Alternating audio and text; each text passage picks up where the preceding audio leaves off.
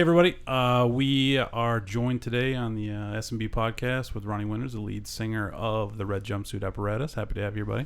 Thank you very much. Happy to be here. Yeah, it's good to have you. As always, we have Adam Bance here and at my right.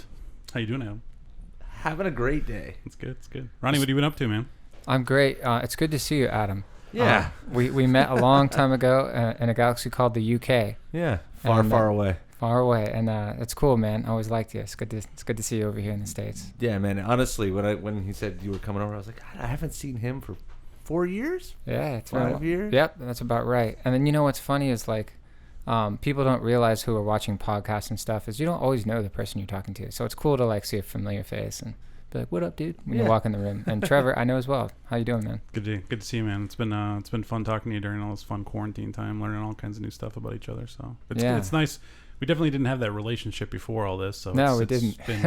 It's been nice. So that's kind of weird, isn't it? I guess it brings people to controversy does. It brings the people who are similar, like-minded together. Yeah, exactly. And then, as I've been telling a lot of people that I've kind of cleared the mechanism where I've taken everybody and everything that really wasn't important in my being and kind of just cleared it out, and everything that's important right now is what I'm doing, and it's great. So obviously we're working together on a lot of new things, and I'm working with Adam obviously on the show here, and it's been great. New companies, new projects. It's been fun. Right. So I hate to say that in a pandemic that it's been fun, but it has been fun. So yeah, it's hard to it's not a brag, you know what I mean? It's I guess it depends on who's listening, but not to me. What I hear is like, we have to move on, like we cannot all just bury our heads in the sand at the same time and be like, this is it, or then it is it. Yeah. Then the decay really starts to break down. So innovation is super important, and usually in times like this, like all these new ideas come out, and when everything is back and running again, it's those guys who persevered and dared to continue to work, and may I say stay positive, which is important.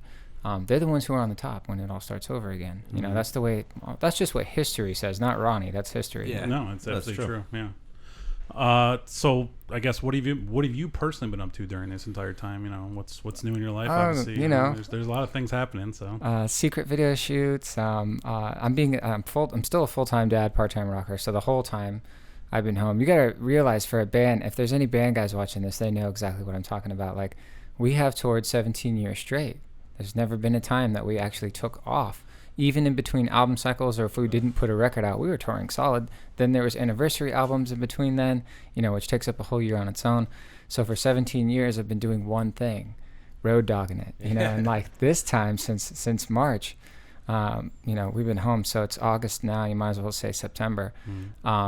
Wow. It's been a way longer than I thought. My brother Randy, he was really super in the know early about the coronavirus, and that's one of the reasons why right in the beginning in March, before it was as known as it is now, we were advocating a lot of just awareness that it's real. Because let's not forget, in the beginning, regardless of how you feel about distancing and all the other issues, in the beginning a lot of people just didn't even think it was real. Yeah, they still don't. Like, how... I'm sorry, but what are you smoking, man? Like, come on, man. Look, at a certain point, you have to understand that you're the odd one, not us, if you believe in that kind of thing. But, Randy knew about it early. He's really pays attention to that kind of stuff because he's always kind of worried about it. The whole viruses and what our plan was to do. I don't know. We always kind of didn't listen to him, to be honest with you, because he was so in the know about it that it seemed extreme. And then here we are.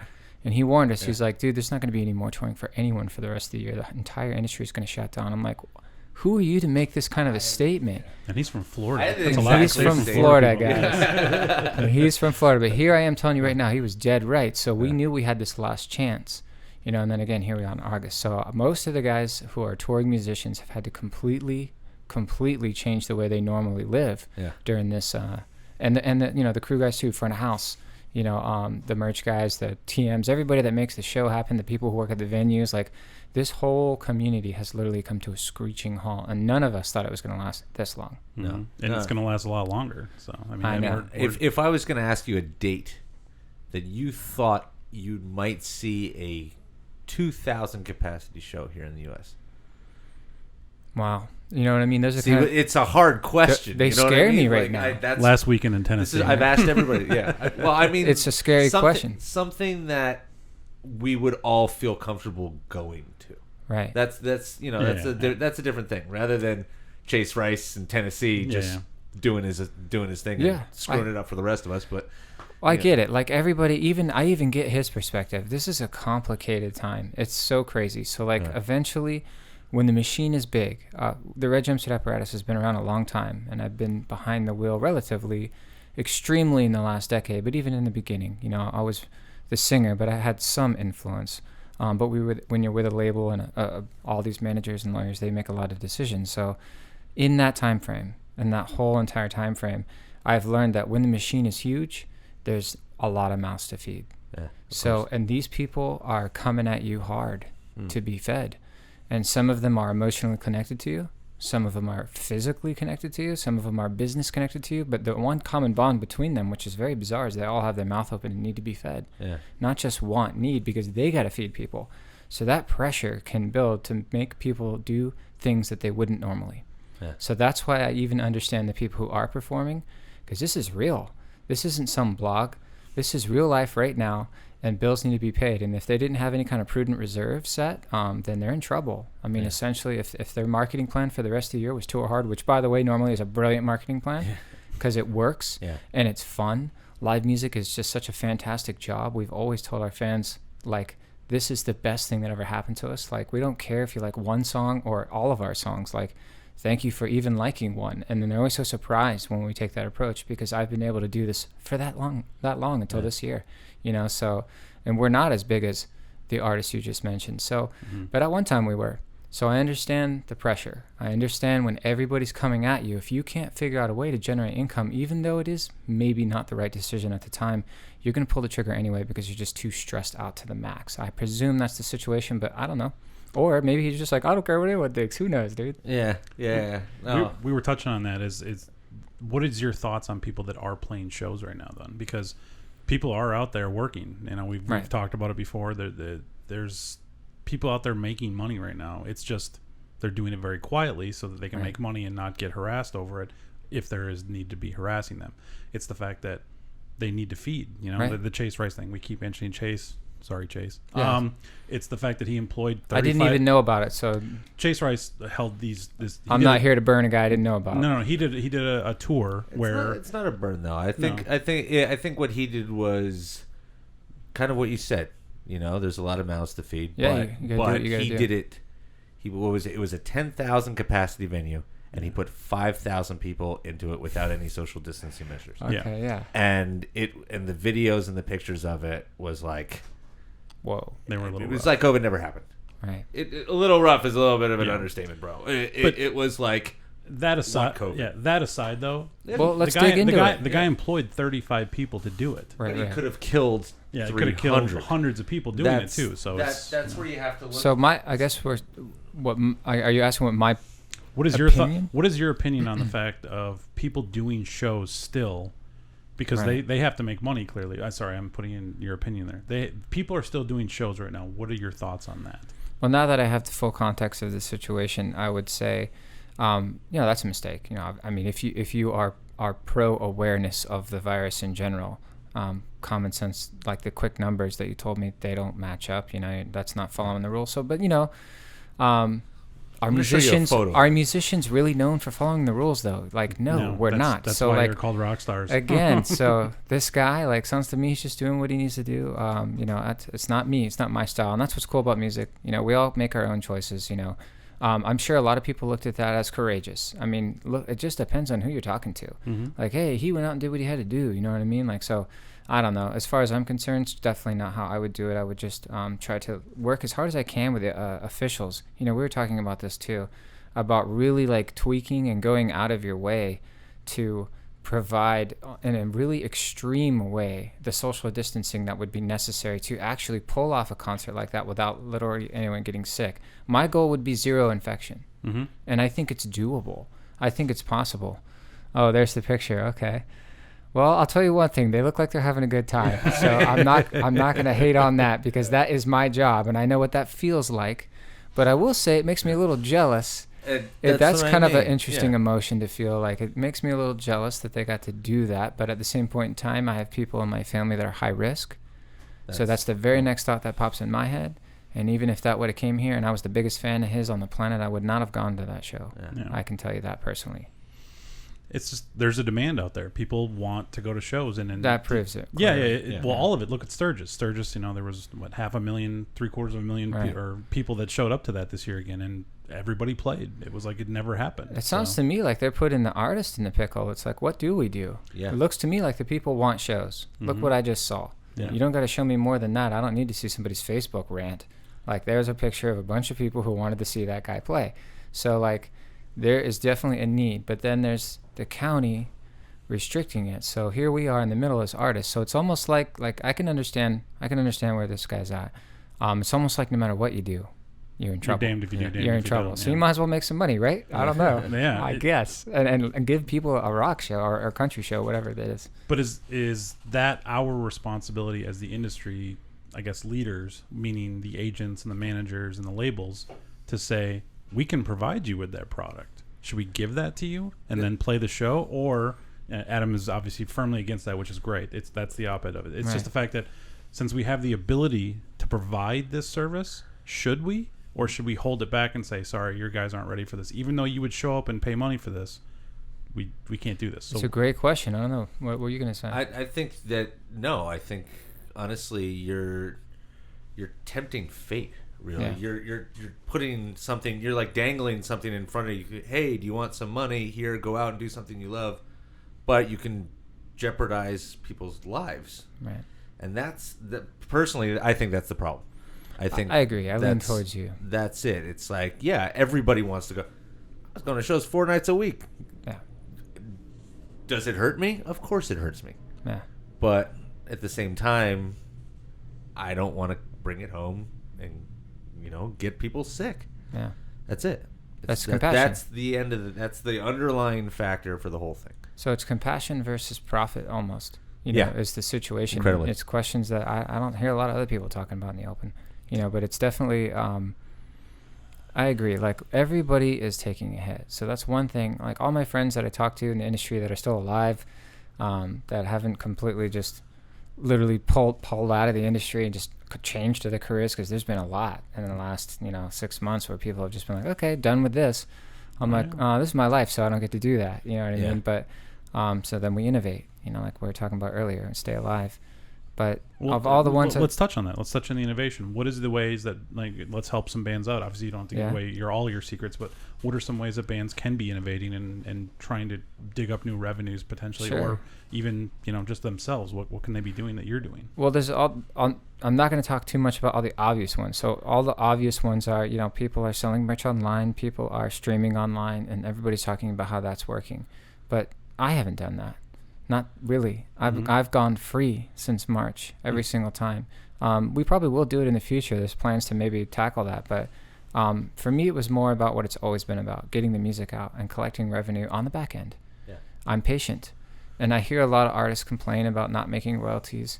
And that's cool if that's your story, because you're looking for some quick payout because you thought that's how it was going to go when you were an artist. And you just clearly have no idea how things work in general. Yeah. Right? So you learn that they reveal themselves, how much they know about the music industry when they say things like that.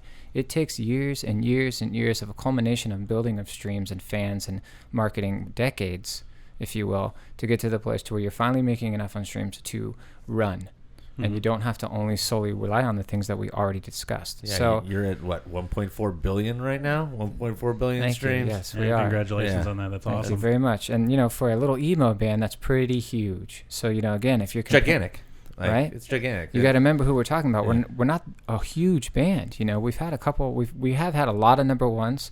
Some people say one. We've actually had 10. You know what I mean? So put a 0 behind the 1, and there you go. There you go. But...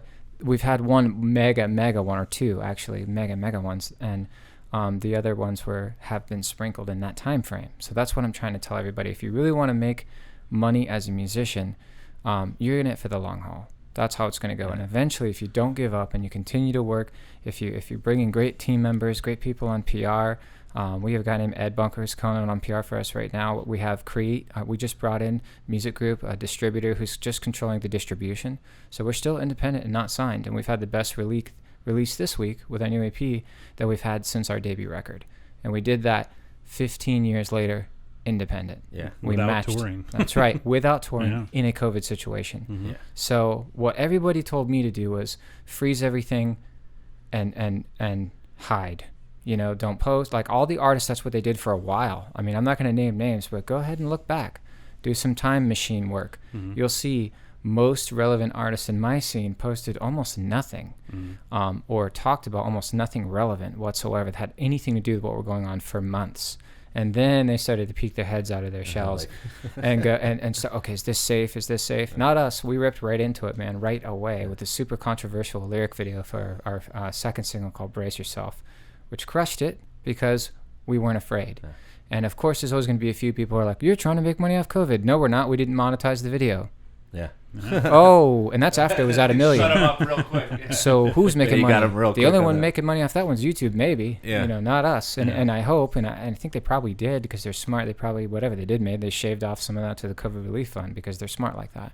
Yeah. So people try to hate no matter what. Here we are putting out this video to help people because we did for that reason. And if you go watch it, it's called Brace Yourself, lyric video on YouTube. You'll see a bunch of first responders from around the planet, not just United States, because like Adam was saying earlier, this thing is killing people everywhere. Yeah. We're talking about a show in, where was that, Texas or Nashville? Yeah, I'm just guessing because it's Nashville. country music. It's Nashville. Okay. Yeah. Guys, that's Nashville. There's a Yeah. big planet out there. And again, when other people see those pictures, I see what you're saying. It makes them want to go to a show, and we're just not there yet. That's all.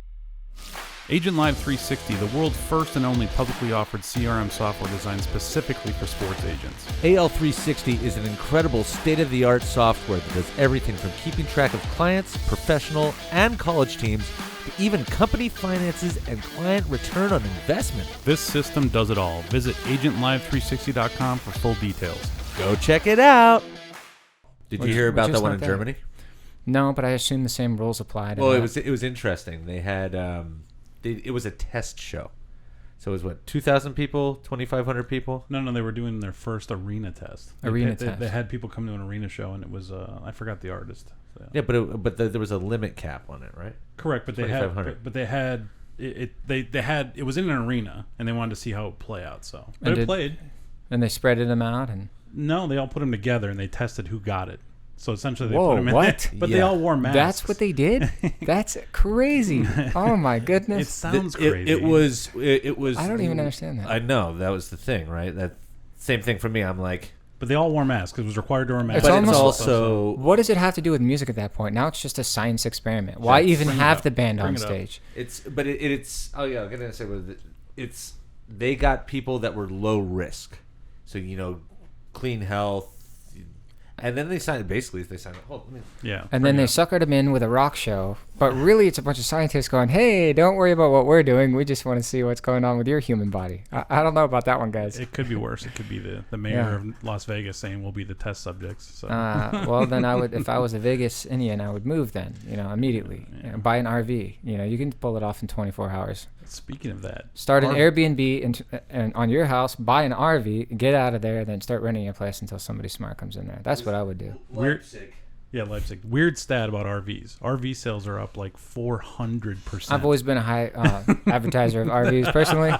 But it's a crazy stat, though, isn't If it? any of you guys out there watching want to sponsor Red Jumpsuit and you're an RV company, please, I'll wrap it all in your logo, no problem. Yeah. Love them. I've owned many actually, but I told my wife the safest way to travel right now, and we're thinking about seeing our relatives in Florida, which we haven't seen since all year, would be RV. You got a bathroom, kitchen, So if you're safety, Steve, RV is kind of the way to go right now.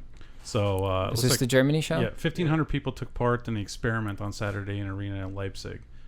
Researchers put volunteers in 3 different concert simulations with verifying health and safety protocols, admission plans, seat assignments. All protocols were required to test negative for the coronavirus 48 hours before the event and wear masks throughout the whatever it was. So they want to see what happens. Well, yeah, it's a wait and see, but the picture, it's just a bunch of people But sitting there wearing masks. that's the whole point of a virus is that you can test negative 48 hours Yeah. beforehand, Yeah. but all it needs is one person to test positive within those 48 hours, and you could infect how many people? To me, hold on. How about this real quick? Let me throw this out there because to me, this just sounds like something else. right? But maybe that's just me. So like our song right now, there's a song we just put out. Technically, it came out yesterday called "Is This the Real World?" That makes me think about that right away. What I'm sitting here trying to figure out is, what does any of that have to do with music? The truth is nothing. No, it's money. They wanted to test people. They had to find a way to get them to pay, to be tested, and to gather willingly and to sign it. So they manipulated and used music. Now, that's where my mind goes. And that's where I'm like, okay, wait a minute. If they literally just took the music out, would any of those people be there? Would any of those people be paying money to go be guinea pigs? I highly doubt it. So I don't know. Like, all I got to say is, it's just the real world, man. Check that one out. Because that's what we're trying to say right now. Like, question motives. Yeah. Like, I'm not a politician.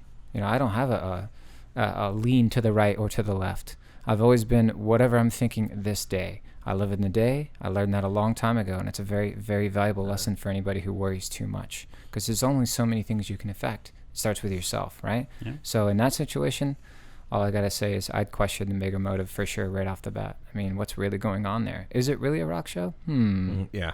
Well, now they're having riots because the virus is flaring back up again, and Germany's having of course riots it is. And stuff because I don't know if it's because of this, but it's the fact that it's who knows. Like I said, take the music out of that and read it and be like, what? Yeah. Would you get the vaccine? You know what? I've seen so many people talking about that now. Literally this week, it's really a hotbed topic amongst my constituents. And are you going to get the vaccine? Are you not? Like, all I know is everybody Googles everything. I was trying to tell this to my wife the other day. Like, everybody Googles and YouTubes everything now. So if you're not learning from the elders, you're just learning something that somebody else already YouTubed and Googled. So, like, the information is getting so unbelievably watered down by the time you even see it, thinking that person's the original, which it isn't. Years, sometimes decades before, there's an old YouTube of somebody saying the same thing, who looks different, but it's the same stuff. So what I'm trying to say is, in these type of situations that we have faced before, what has the best measure always been? Well, the people who survive get to tell the story later. Mm-hmm. Yeah. That's what I remind everyone. And the truth is also, they don't know much about this thing yet, by the way. Yeah. Let's not forget that. That's kind of a big one. What if in like 3 years from now, you're talking about heart disease and the long-term effects if you get it? Yeah. We don't know because it just started. You know what I mean? So how does this all tie into the vaccine? Well, historically, the first couple of rounds aren't always the safest. So again, I just look at history. I don't have to make an opinion myself. I don't have to choose. I just look at history. So I'm hesitant for round one. I'm hesitant for round one for myself.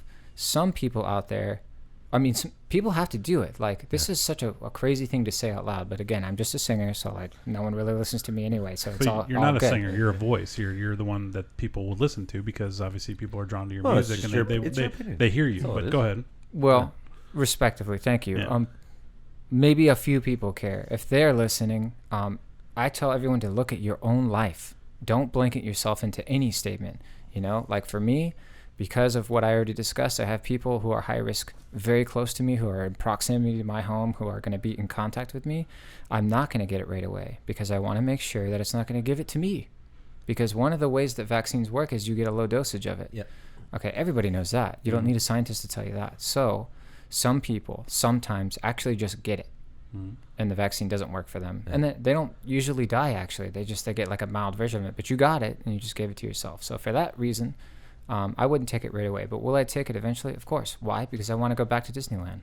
It's that simple. You can't live this close and not go, right? No. I can't stand it. It's broke my heart the most, more than anything. He lives like right down the street. My kid, my son is Wolfgang. He's used to going all the time.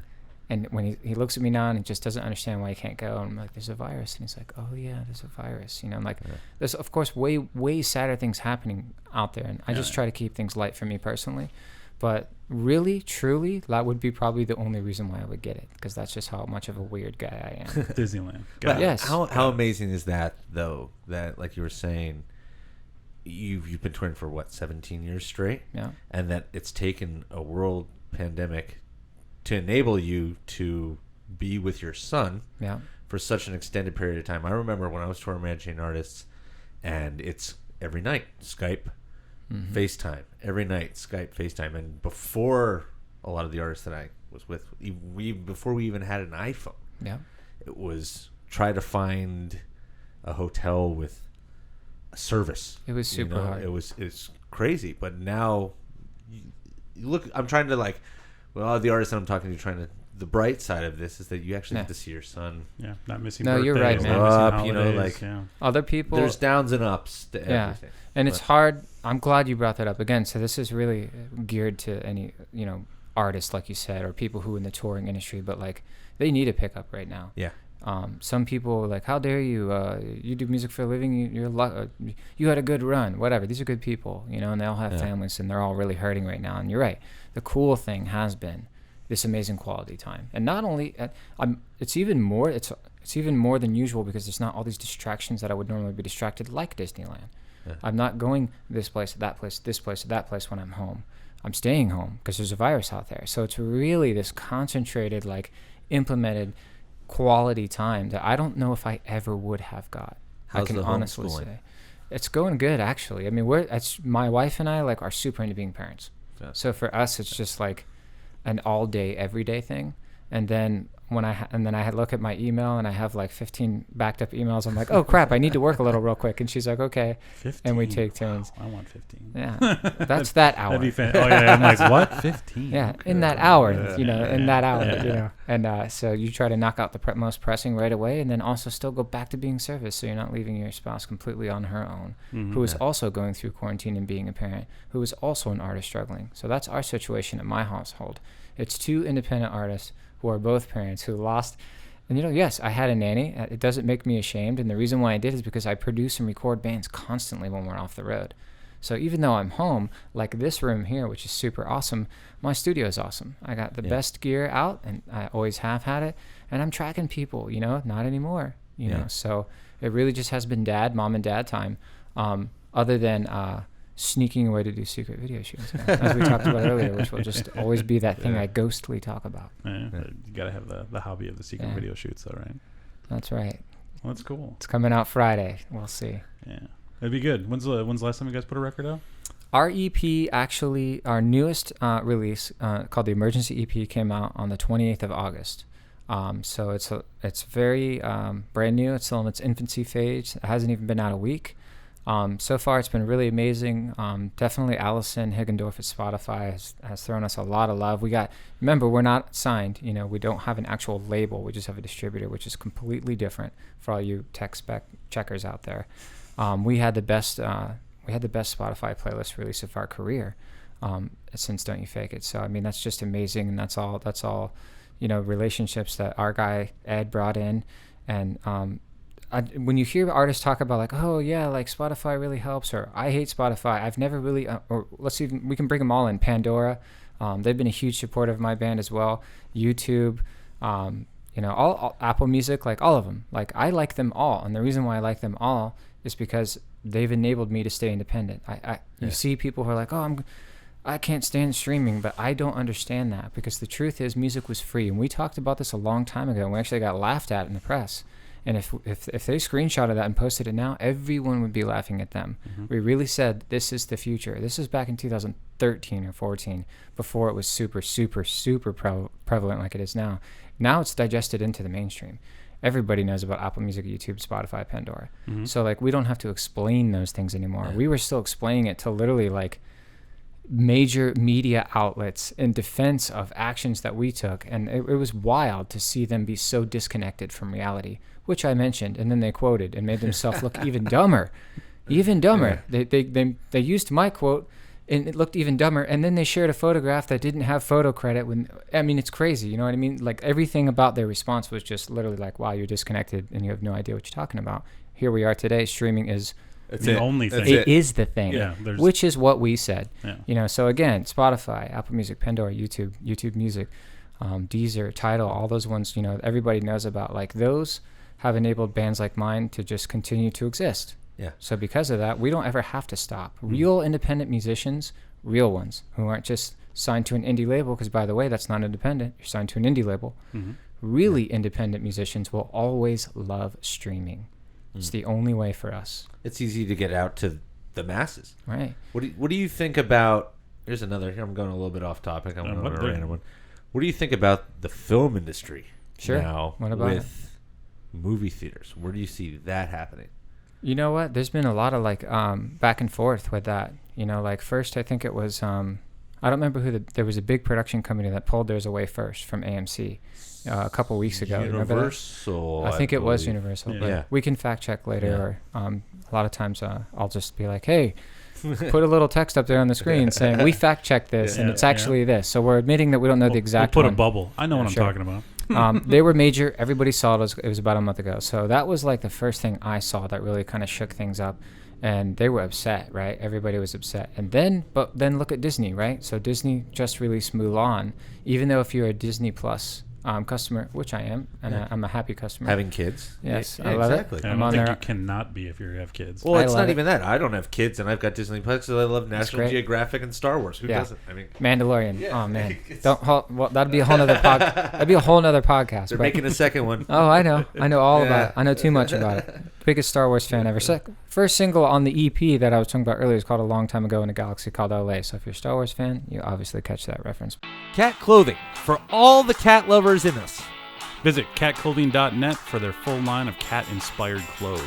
Hoodies, shirts, tanks, shorts, and even fitness gear are now fully in stock for the fall and winter season. Again, visit catclothing.net today. Check it out. Thanks, everybody. Meow, meow. But you know, I'm just saying, like the movie, the film industry, like all I do know is it's changing. Whatever's going on is changing. So again, Disney Plus just experimented with already charging subscribers yet more money to see a movie at home with Mulan. So that's the new ruckus that so everybody got upset at Universal first, but I didn't see too much upsetness with Disney, who essentially is doing the same thing. They literally just held their film from the theaters and released it on their streaming service, which is what I think Universal was implementing, that they're going to either launch their own or they're going to join forces with an HBO Max or a Netflix or whoever. Well, they just released Bill and Ted. Right, Well, this is the thing. They released Bill and Ted the other day, and I'll tell you, I bought it. I paid $35 for that movie. iTunes? It's on all of them, I think. It's on Amazon Prime. So they're just putting it out there to aggregate and selling their own products. But I honestly think, and I don't see a problem with this. I mean, it's going to change. Yeah. Like the same thing, the way that the entertainment industry changes and evolves. Yeah. I think that they'll actually generate more revenue by having people staying at home. It's a completely different way of looking at it, and it's going to kill it. It will eventually. The movie theaters are going to be a thing of the past. It's like the natural progression of things. That's what you guys think? I think the movie theaters will be a thing of the past. Yeah. You know what? Yeah. You know what's going to come back though? I don't know about that. Drive-ins. Yeah. Drive-ins but they're right already now, back. I know, but the thing is, but they're not financially sustainable. I understand that, but I think that they're going to have longevity in this because people are going to a novelty take back. But they already do though, so they're not achieving anything. Yeah, but before this hit, I think everybody forgot what they even were because they were huge in the 50s, 60s, and 70s, and not then even just the like 70s. went way the dodo. 60s, and it was like. I mean, I personally have still gone to them, so like I'm that guy though. You know what I mean? When you're in a band and you're traveling, like you find things that you can do in a van. Yeah. One of those things you could do is a drive-through. So I've actually been to quite a few on the road, but I will tell you that it's not something you hear about all the time until now. It's definitely had a resurgence, But again, that's what we were talking about earlier, innovation. So the movie theaters, I'll just throw it out there. I don't think they're gone forever. I don't. I believe that there's going to be a solution that's going to come up, whether it's vaccine round 3 or whether it's whatever. Yeah. And then we're going to face this again. Yeah. That's what I think. I think this is just... No, well, who knows what, virus. Right? Who knows what? Like we are now in that time frame. We are now in that movie, and that movie will play out until that movie's played out, and then there'll be another one that's completely different, but in the same realm. So if that makes any sense to anybody, that's where we're at right now, and it seems to me like we're about an hour deep in this first 3-hour saga.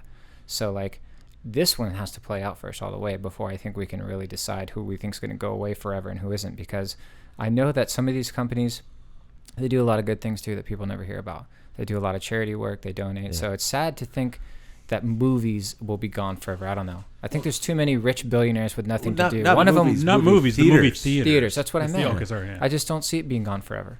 I don't. I do think it's going to be, they're going to have to work to regain their customer trust. They're going to have to work on the same kind of safety stuff as everybody else. I don't think it's coming back right away. But in a post-COVID world, riddle me this, what's to stop them from coming back? I've been down.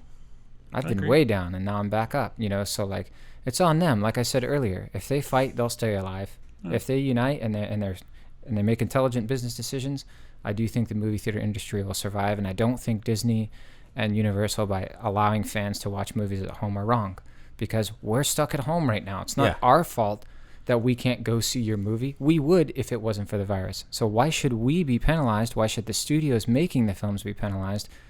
Why is anyone even arguing about this? Yeah. Like, AMC, like, you should just get it and be like, I get you on this one, guys. Like, okay, you're just trying to get them, these movie lovers who we claim to care about, you're just trying to get them film right now because you believe that when it's over, they're going to come back. You know what? We believe that too. Maybe we can do this together. That's how that conversation could have went, but didn't. Yeah. Right. Yeah. No. Honestly, I've been thinking about this a lot, because growing up, I would always be like, "Oh, that movie's coming out. I'm gonna go see that on Friday after school," and then sneak into the movie theater. Like, and now I can't see somebody, at post-COVID being like, "Oh, I'm gonna go sneak in the movie theater." That I could see somebody just being like, "Okay, well, it comes out on Friday. I go get a bag of popcorn from 7-Eleven, get my friends around. We can all pay, we can all pitch in $4 or $5 and watch it on our 75-inch TV sitting at home with 4K. our friends." Yeah. Surround sound. Yeah. I mean, you got to ask yourself, if anything, shoot. I mean, is that the real question? Are people realizing that investing in home is better than investing in a temporary 2-hour experience? Wow. Is that what's really happening? Because I will tell you, I've told my wife many times before this happened, she'll agree with me, I'd rather stay home and watch it on my TV. Well, yeah, I say that often. That's why streaming blowing up so much is people would rather stay home than deal with somebody sneezing or talking during a movie that you just want to punch in the fucking face. Well, hey, when you got a toddler, you just got to deal with that. You know what I mean? So, but the point is, the comfort of your own home, the ability to pause and use the restroom is pretty huge, especially when you're a parent, like, or whatever. So, I guess, I don't know. Did it take COVID to get everybody to realize that, or? And then again, like, are we robbing the youth of the experience to go to the theater? That sounds terrible. To go hang. Everything you just talked about brought memories back into my mind. I remember when I was so excited, I first got my license. I was 16 years old. Nobody else had it. And I wanted to take my little brother because they were re-releasing Empire Strikes Back. Well, it was either that or Return of the Jedi. Yeah. It was where they did digital upgrades or whatever. Yeah. So it was that year. I had to take him. He loved Star Wars. I love Star Wars. And we went together, and I got to be the big brother, and it was amazing. You know what I mean? And all we did was have some McDonald's and go to the movies, and I'll never forget it for the rest of my life, and I bet he won't. So I don't want to rob the youth of that. I hope that they can figure it out. I hope the theaters and the production companies, all of them, all of the ones we've mentioned, and everybody else can figure it out to try to find some kind of middle ground. Yeah. Well, where else are you going to take a date that you don't want to talk to? I agree. Hey, first date. You want to go to the movies? Yeah, I don't want to talk to you. I'm the weird guy in the back on the left by himself. You know how there's one guy alone, like 2 popcorns for some reason? That's me. Like, I actually came for the movie. Yeah, you know what I mean? Exactly. What I do like about the pandemic, though, is it's reinvented people's love to go back outside, I guess, because everybody's stuck inside. And I think it's great that you're right about that. The parks are crowded, which you're not. They're supposed to be social distance, but camping and, like we talked about, RV travel and just getting out and doing something is huge, and that's great, because I think that got lost in the last 15-20 years of people just not doing anything. It did for me. I'll be honest. I'm a super outdoorsman, and at least the last 3 years, it's been really limited by life. By digital life. And again, I'm an artist, so I'm required to pay attention to things like, social media posts to a certain extent, and like to market my band, which is all done online. Nobody really, that's just how you do it now. Yeah. So, you have to plug into the matrix a lot when you're actively engaging with fans, because that's how you engage. They're online too. So if you actually do care about your fans and you want to know how they're doing, you got to plug in. With that being said, there's been a lot of unplugging lately, just because everybody's home all the time, so they're online already. So that's been nice. I don't have to try at all to get anybody's attention whatsoever online anymore. If we just throw up a quick, hey, we're going to do this on this day, I mean, thousands of people are jumping on the stream, and then another 10 to 15,000 are watching in the next week when they're awake. Everyone can do on their time. So you're right. I mean, I'm my mind is changing during the conversation because I like to be moldable. I try not to be ever to be that guy that's just like, that's just how it is forever, because those people don't work well in life, you know. But you're right. It is just changing so much now. It's like, is everybody even becoming more used to the on-demand lifestyle? Because even the live streams I'm doing, I've seen people be like, oh, don't worry, you don't need to catch it live. You can watch it Tuesday or Thursday, whenever you want. And they're right. Mm-hmm. And it doesn't even bother me as long as they watch it. I just wanted them to watch it because I'm talking to them. That's all. So that makes sense to me. You know, there's not even a rush to catch it live anymore. Like, that's wild when you think about it. It exists. It's just, it's done. It exists. You didn't miss anything. Didn't miss nothing, man. Yeah. And when you watch it, in my opinion, the live streams later, they still feel live. I've watched a couple that other artists have done, and I didn't catch it in the moment. I caught it about 2 hours later. But it felt live to me when I finally clicked on it, because it's all still happening live in that video. Yeah. So you're able to, like, connect with that. And you can even see the comments, how they happened in real time. It's pretty fascinating. They weren't doing that back in the MySpace days, guys. I'm telling you that back when we were the kings. You know what I mean? Yeah. So, what bands have you been watching that have been doing, like, the better streams, like, in your opinion? I watch a lot of, like, obscure, just random stuff. Like, my favorite, it's not even a band really, who I've really enjoyed watching recently has been Mike Shinoda on Twitch and on Instagram. Cool. Like, he's just next level, man. Like, he's just next level.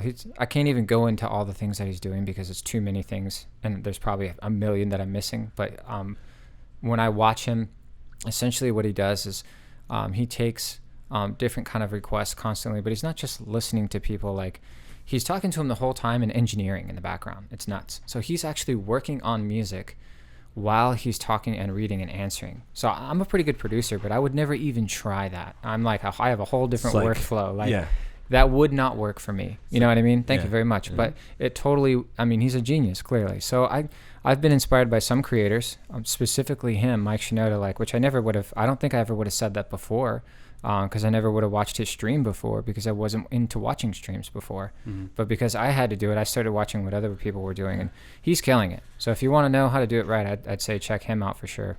I can't get into the watching of the video games, though. That's the one thing that's just always... You're talking about Twitch? Yeah, I'm like, I get but the platform. It's a platform. That means not everyone's old. Doing that. I know I'm old. Yeah, but not everyone's doing that, right? Yeah. But so I saw Tom DeLonge. You asked who am I watching? Yeah.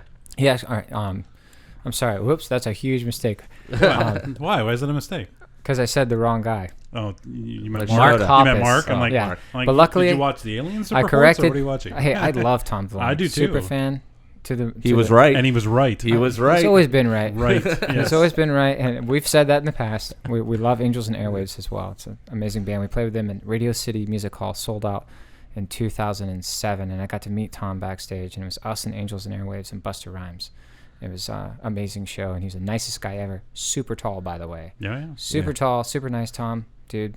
Best day of our lives meeting. It was awesome. Whole band freaked out when he walked out of the dressing room. We were like, "Oh my god!" You know. He was probably like, "Where's the bathroom?" When he walked by, we were like, "What's up, dude?" You know, because that's what you do. You know, but inside you're dying because that's like the singer of Blink. You know. But Mark, I was watching his stream because I'm also a fan of the current Blink. I am. I like what they're doing, and I just I'll like all derivatives of them. I'm not a hater in general. I can't help it. It's not my natural disposition. So he was actually playing the games. So there's a version of people who are doing that and answering questions, but he's answering like really relevant questions, and some of them are like literally stopping him from playing, and like it was pretty entertaining. So the two I'm recommending right now are Mark Hoppus Twitch and Mike Shinoda Twitch. But Mike isn't playing games; he's actually like creating mixes that people are requesting. So they'll be like, "Hey, can you mash this and this?" And he doesn't even know. He'll have to pull up a song, mash it. I think he's even doing it in GarageBand, which is even more amazing. He does it all in that session and drops it that same day. That's cool. So it's just a very fascinating back and forth of it's the innovation. Of course, I would never do exactly that because Mike is doing that. But the idea of that was so cool to me. Like, wow, okay, any of these platforms like Twitch can be used for whatever you want. He's proving it right now. He's not sitting there playing games. Not when I saw him anyway. Yeah. So, you know, but if you're into gaming, which I am, that's another outlet. Yeah. You know, that's another outlet. I haven't done too much game streaming on Twitch because I only play one game over and over and over again. What is it? That's my Call problem. Call of Duty or Fortnite? I'm just specific. I'm a niche player, but I've been playing Black Ops 4 COD, go. Number 9 map over and over and over again for about 6 months. Only that map. Why? So because I'm weird. But That's- there's a whole community That's community cool, of people though. out That's there cool. like me who exist, right? And we just, like, we do work things. on your KD as much as you can for that one map, No, or what? we do things like run the Easter egg. Oh, okay, You know, okay, yeah, and I get that what you takes mean. time. That takes like 2 hours, right? Yeah. And then you just get really good at it, and it becomes fun. And then then once you've really just kind of mastered one map, you'll move on to the next map. So that's the one I'm currently just. It's a personal thing. When I play games, it's just for fun. Yeah. So like Me for too. me, I'd rather play that one game. In between, then I played the new Star Wars, which was amazing. That was so I good. beat it. Did you play it all the way through? Yeah, that was Yeah. so good. But why Twitch that, right? I don't know. Like a single player adventure game, I don't know what the draw there is to watch Yeah. unless you're a kid who can't afford the game and you want to see the cutaway scenes. That's kind of cool to watch somebody else beat it. Yeah. But like I think it's more for like the multiplayer like commentary. Yeah. Oh, F you. Oh, you see watching what that people dude go did? crazy. Oh, Yeah. I really murfed him. See, Yeah. I don't do that. I just actually have fun, play the game. Like Yeah. sometimes people will cuss at me and For me, I try to keep my cool. Every now and then I won't, but you know how it goes. yeah, it's an escapism. Yeah. That's No, you're what right. that's what I think. You finally relax for a second. That's it. And I don't have all of my phone going off You said it better or than me. all these little things. It's just this is what I'm going to focus on right now for the Yeah. next 2 hours and not have to deal with anything else. And I think that Yeah. that's kind of the beauty of it. And that's what I think that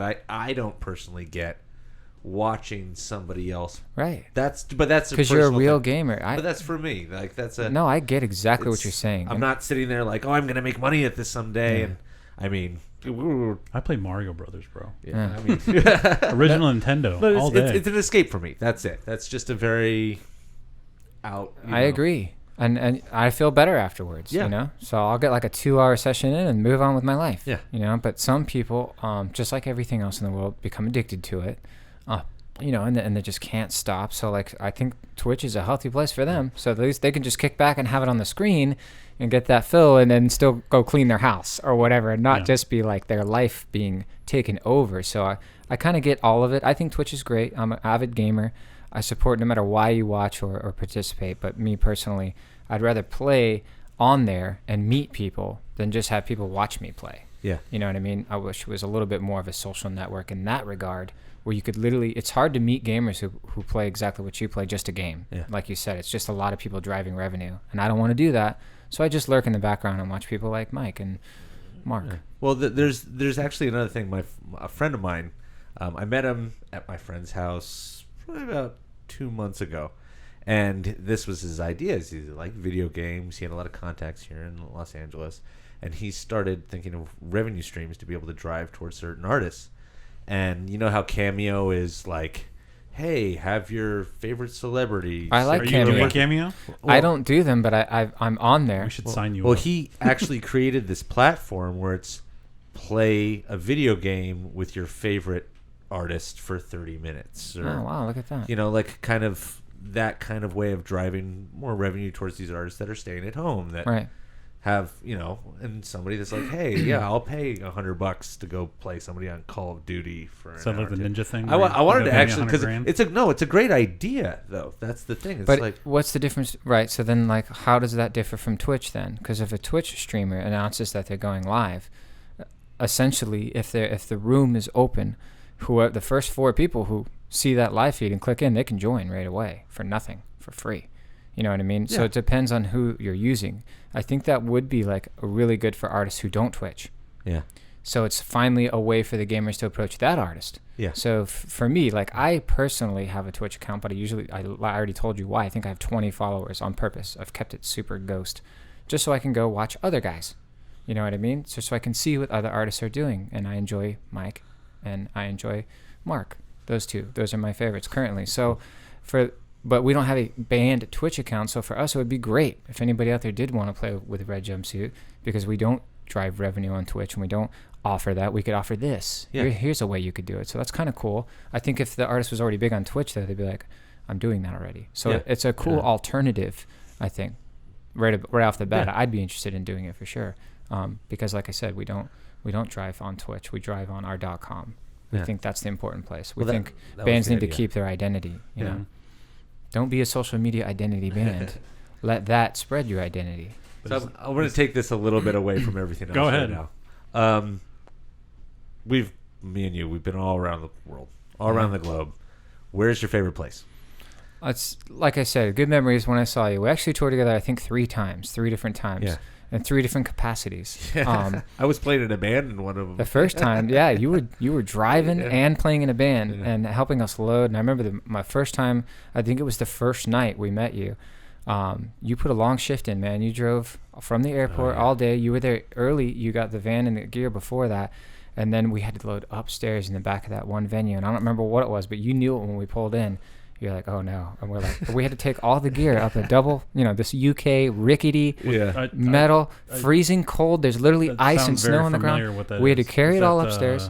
I don't remember. It was a long time ago. And then it's got to be northern UK. At the end of the night, I see you, and you're the first one carrying everything downstairs. And I remember Joey and me were like, dude, stop. Like, you can't have any gas left in the tank. I guarantee just go sit. Back in the day, he had gas left in the tank. He did, dude. It was just kind of I'll be honest, I've never seen anybody keep up with us work-wise. So you're right, dude. We have been around the world. We have seen some things that people will never see. You know what I mean? And when I think about that, and I think about my favorite place to play, and I think about all of that all at the same time, for me, it's always still going to be like, for me, the Philippines. I was gonna say that had to be the we cool didn't show. Do that together, but have you been there? To Manila, yeah. Okay, have you toured there? Yeah, I toured there with a Japanese metal band called Crossfaith. Was it amazing? Insane. Oh, Crossfaith is rules. Yeah, insane. I was with Crossfaith for 4 years. I remember that. Actually, I remember last time we hung out, you were telling me all about it.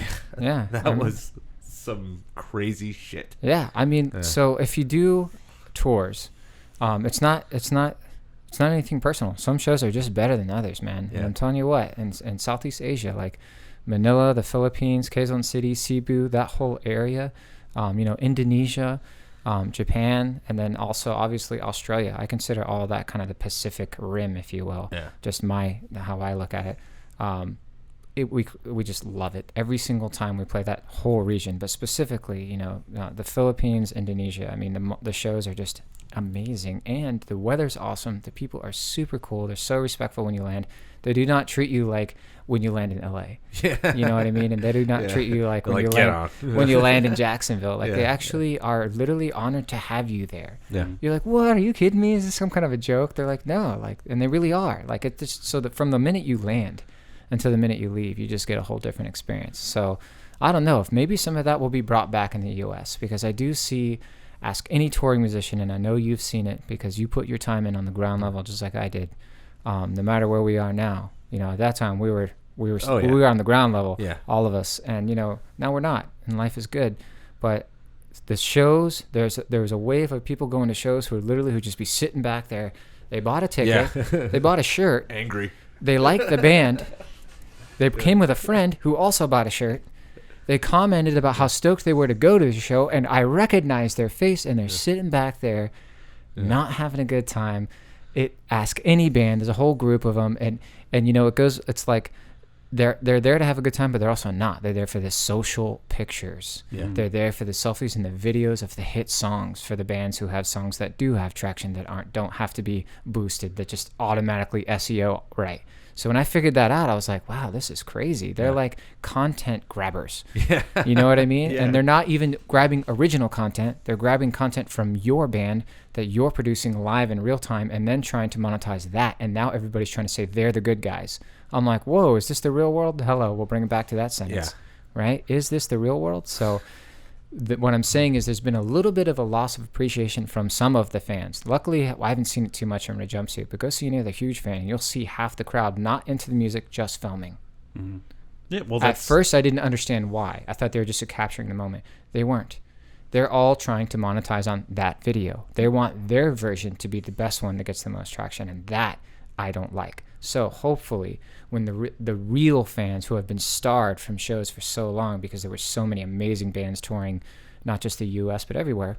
I mean, touring was ripping. Everybody was doing well, and everybody was having fun, and everybody was enjoying it. I mean, so many amazing shows for so many artists and fans. We had a good run, all of us. I mean, it's been a really fantastic last couple of years. So maybe now when we go and play, it'll just be that 1,000 hardcore fans who are ready for that show. And you'll still see people taking video and stuff, but they'll be in the video doing this. Yeah. Like, they'll be having fun. They are there to watch the band. Yeah. And of course, the other stuff comes along with it, but they're not, there's not a whole row of them going. Hey everybody, it's Trevor and Adam.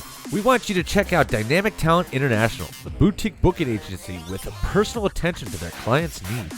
From music talent, seminars, podcasts, and YouTube, DTI represents a wide range of incredible clients. Visit dynamictalentint.com for a full roster list and contact information. Go check it out. You got a whole a whole new platform though that you're going to come out to now. You got TikTok you have to deal with. Oh boy. And, like, you have TikTok coming back on the touring world because it wasn't massive at the end of last year. It got really big because everybody's inside doing the videos now. But if you have TikTok at live shows, holy shit, man! Let's see how that's. Everybody's going to be on their phones making TikTok videos. That's what I'm trying to tell you. It's about content grabbing now. That's Yeah. why I like creators. See, what you guys are doing right now is creating. Yeah, you're creating. Yeah. You're working a creation. So like, I support that. Thank you. All I have to say is, if you're showing up to somebody else's creation, and you're a fan, then you better be rocking out in the video, or you better be putting up the horns, the rock horns, show me that you're there to have a good time, and I will post that on our account, and it'll get 5 times more traffic than you ever would have dreamed of. We'll get behind it and we'll support it. That's what we tell our fans. Yeah. And if they take a great video, and I can tell a lot of times you can hear them singing in the background, okay, you were there to have a good time. You know what I mean? Cool. We'll share that. So that's how we navigate that world. I like it. You guys definitely are like light on posting, like your Instagram stuff. You're very meticulous on, like, maybe 1 or 2 or 3 a week, and that's about it. So not many, right? Yeah, which is fine because you're when you have a message, that's what you say.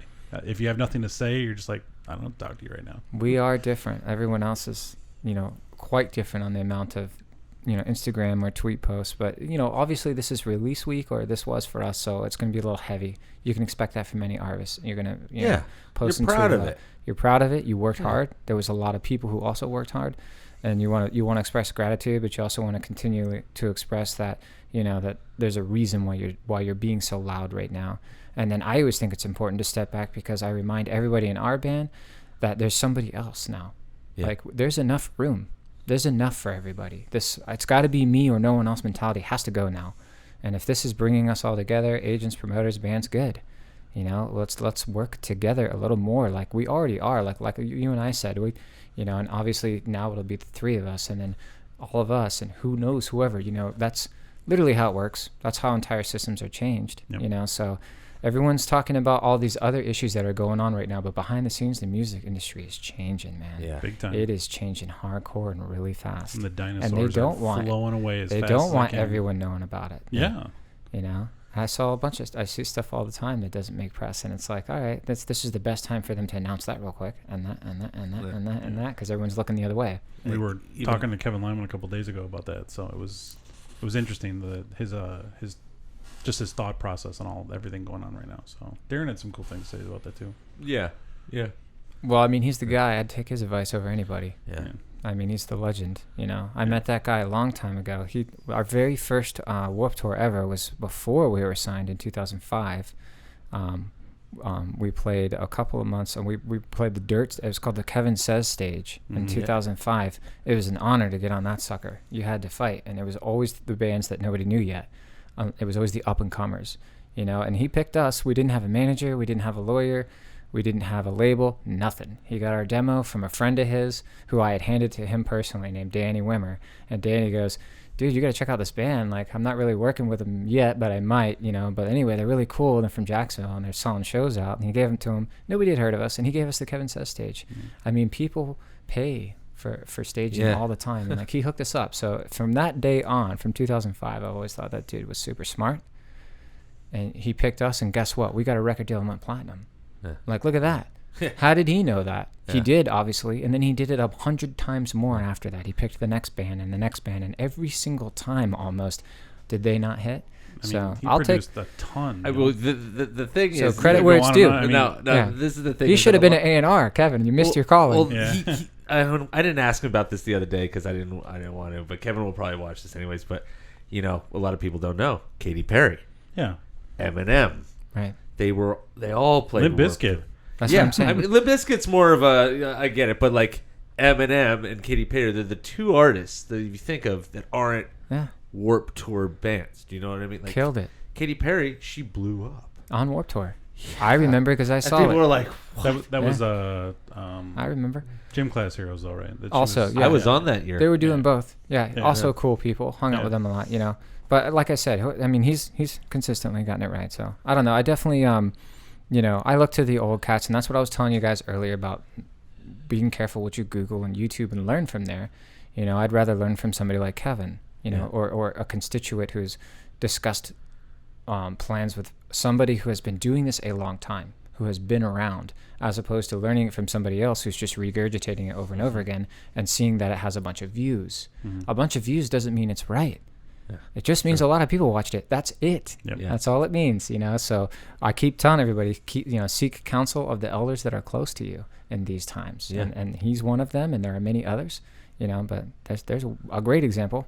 You know? It's a good example for sure. So hopefully he doesn't get mad at me calling him an elder. But no. He's trust me, he's still a young guy, actually. No, for our music industry, for our scene that we grew up with, you know what I mean.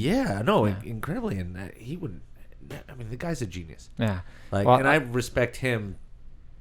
Got to the end of the planet, and the amount of bands that I tour managed on Warped Tour. That's what I'm saying. That people don't know. Well, I got known for being the guy that used to fuck with his schedule. Oh, there you go. So I would always show up and be like, I'm tour managing. I remember one year I was doing Riff Raff. You had too many. I tour managed Goldfinger. At the same time. And Crossfaith at the same time over 2 to 3 buses. And Kevin would be like, you're fucking with me, man. Because I would be like, hey, Kevin, you can't put these bands on at the same time. Oh, yeah, and I need like 20 minutes in between them so I can get to the different stages. And another long list. And then and I did this. I did 5 summers on Warped Tour. And out of those 5 summers, 4 of those summers, I tour managed at least 2 artists. Yeah. There's only one summer that I just was like, okay, I'm taking one. That's the best way to go, man. Just do fun. one. Just do one. Just do one. Shortens the wallet up a little bit on just one then. So. Yeah, well, I saw Eminem on more tour. You mentioned that earlier. Yeah. I'm one of the people in the crowd who saw him. I saw him and loved it. Yeah. And I never thought I would. I honestly, I'm that weird kid who still listens to 90s punk still to this day. I'm 37. Me too. It's what I still listen to. So I had no idea who he was. But I liked it. I also saw Seven Dust on Warped Tour one time. Didn't really know who they were. Love all their music and have ever since. So like, it's been interesting. What I want to know is there going to be any kind of like, you know, what's the evolution after that? You know, obviously Warped Tour's gone. You know, touring's not happening right now. But like I said earlier, it's going to end. I don't care what anybody says. Yeah. The human race will prevail, and the people who survive, which are the people who paid attention, they'll be the ones to carry the torch. So when that happens, touring will be back. I'm not one of those guys who thinks it's going to be different forever. It'll never be the same. I don't necessarily agree with that, but I do think it's going to be way slower than we thought. Oh yeah. Way slower. 2022, potentially for like a full. Like, when's the next time you're going to go to a mosh pit again? Right. You know, I can't answer that. But that's. It goes back to his vaccine question. Yeah. Right. So if we're on maybe round 4 or 3 by then, and people like me who are reluctant just for the first 2 waves. When people like me come around, what's to stop it now? I mean, we're good, until the next one comes. I guess we'll just have to collectively go for it. And do we vaccinate against all of them? Because there's going to be a different strain every year. So that's a huge topic, and we could talk about that for 3 hours. When was the last time you were in a mosh pit? Shit. Yeah, be honest. Can you imagine seeing him Santa Claus is watching. That used to be my world, was the mosh pit. But those were the Pantera days. Hi, Rex. The very first, my first band's very first show ever, I was playing drums, and I sprained my wrist in the mosh pit for the opening band, and we were headlining. So my whole set was pain and suffering. I had to duct tape my wrist straight because it was swollen and red. And I still remember sitting there, I don't regret it. Fuck it. Because I had such a good time in the pit. You know what I mean? What was your first ever live show? That one, my friend Jesse, he's still our TM to this day. I don't know Jesse. Jesse Curl, still our TM. He was my original guitar player in a band called Burnout. And our first show was a high school house party at a friend's house whose parents went away. That's your first show ever? That was my first show I was a senior, so in 2001. high school house I had party. a great one for you guys. And it was amazing, and it was just like the movies. Everything you could think of happened. So whatever. But you know what? We helped clean up the next day, and we all woke up in the lawn and everything, just like the movies. And then it was cool, man. We were that band who did that big house burnout. I mean, the band burned out. I mean, it didn't do, but that was it. I mean, that's what got all of us just the spark lit, that like just to jam live with people around us. We weren't selling tickets. We didn't care about T-shirts. We were just playing Blink 182 and Operation Ivy and Minor Threat songs, you know what I mean, and Strung Out and NoFX and MSPX covers, and then like 2 originals that basically just sounded like those were ripped off and somebody screamed, you know what I mean? Yeah. And they loved it. So that was it. That hooked me. That was 2001. Well, I gotta give a story just because mine's so just astronomically stupid. So the very first live concert I ever went to was the Ninja Turtles live. Wow. And it was in an arena in Wisconsin. Does that count as a live concert? They played live instruments. They sang. It was the dumbest thing you'd ever seen in your life. Did they have the masks on? The full costumes from the movie. Could the you see original their movie. mouths? Moving. Was it tracks, though, or are they really doing it? Come on. It's not like it's real turtles over there singing. But so my mom, of course, that's not what I meant. Takes me to the show, and ever since then, hooked on music. And then my second concert ever was Pantera's Far Beyond Driven tour, which ruined me for life. So, okay. I'll top you. You ready for this? Quite the departure. You ready for this? 8 years old. It was Bon Jovi, Van Halen, Ugly Kid Joe. That had to be the Slippery When Wet tour and then. Thunder. Slippery When Wet, right? Wow. Those 4 bands, I was 8. I want to say 7 or 8 years old. I mean, what's that like? I didn't see any concert as a young man. None. Yeah. My parents always were around music. My parents actually met. My dad was a radio DJ at Case Western Reserve in Ohio, and my mom was the producer. Awesome. And so you loved it? Do you remember when you were 8? Can you still remember that? I remember that. I remember the big thing that I remember was the like 200-foot tall inflatable naked woman, and I was just sitting there being like 8 years old, like boobs. Yeah. Okay. But you got to remember, like when you're a kid and you go to a concert like that, it's cool when you're an adult because it's like influential. But now when you're a kid and you see the production value and you see this insane amount of people in there and everybody's going nuts, you know, and then like it's I guess it's like me seeing Korn when I was 15 years old. When they opened up for Ozzy Osbourne, I saw him at 15 too. Yeah, when they opened their first major tour for Ozzy, and then I saw them when they headlined the Family Values tour and the Sick and Twisted tours, and I'm just like, man, that's awesome. Which one was Rob Zombie? Which time they had one when Dragula came out. That was Family that Values? one. I don't remember the name Family of that Values? tour. No, that's when I saw Korn. Was it Family Values? Same Maybe. guy, me and Jesse. Was it a big event or was it just those two? It was big arena. So then no, meaning like Korn was a headliner. Rob Zombie was support. I don't remember. I remember this. It was unreal. I do remember this. And I want to say Coal Chamber was opening up. Maybe, yeah. But you just brought me back. Yeah. So I saw Rob Zombie at about 15. But again, that house party was before that. And Rob always puts on a great show. That was awesome. So, oh man, that dude blew me away. Rob Zombie's awesome live. That's all I gotta say. You can't my band's different. Like we're just dudes in a band. We're just a rock band. That's what we were talking about earlier. We literally started in a garage. We are as garage band as a garage band has ever been from the beginning of garage bands till now. But Rob Zombie and those type of artists that they have that full blown flair production. We'll never really be that band, but it's really awesome to see live. And I have no idea what that kind of stuff costs. I don't know how.